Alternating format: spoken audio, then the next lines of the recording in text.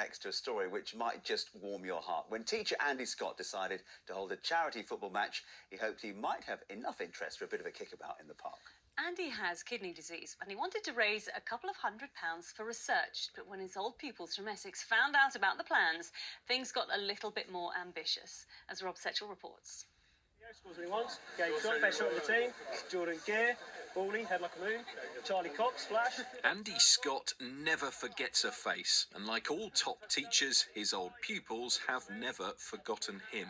That's why dozens of them turned out last night for a charity football match in his honour.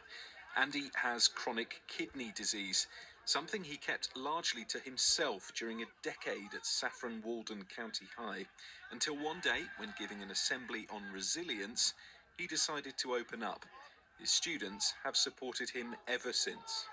It was tough because he's been so close a person for me for such a long time. He had a good relationship with all of us. If you ever wanted to go and see him about something, you always could. He's very approachable.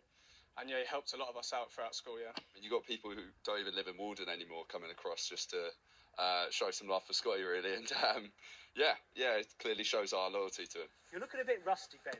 When Andy came up with the idea of a match between his old classes, he thought he might get enough for a kickabout in the park. Well, that quickly became a clash popular enough to draw a crowd at Saffron Walden Town, with special signed shirts to mark the occasion and thousands raised for kidney research.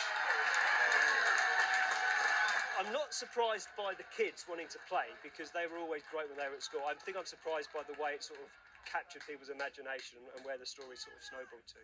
Our original intention was to raise £250 for the Andy Cole Fund, part of Kidney Research UK. I thought the lads put in a tenner, my parents might put in 20 quid, and we get 250, but we're now at over £2,500. So yeah, it's gone brilliantly. Andy's kidney disease is now at stage 5, meaning he needs a transplant to survive. He still has a long journey in front of him, but if last night proved anything, it's that he won't go through it alone. Rob Setchell, ITV News. As Rob said, top teacher. Absolutely. It pays, doesn't it? The ITV Evening News is at 6.